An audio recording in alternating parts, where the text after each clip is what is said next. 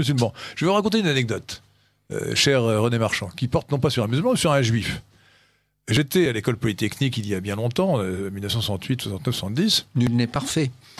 J'avais beaucoup de camarades juifs, qui étaient charmants d'ailleurs, et dont un qui s'appelait Jacob.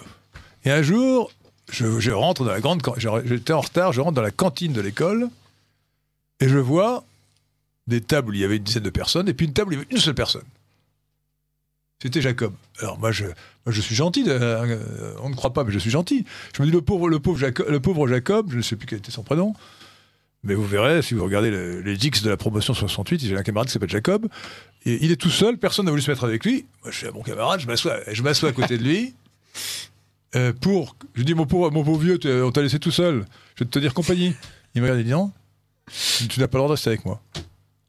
Eh bien, j'ai eu la faiblesse, à l'époque, je dis, bon, je m'en vais, je t'ai vexé, je suis parti. Comme c'était un juif observant, le juif observant n'a pas le droit de prendre ses repas avec un non-juif. C'est une des grandes révolutions de Jésus.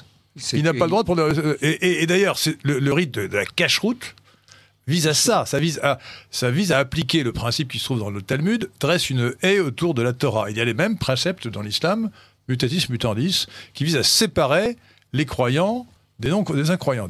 Voilà.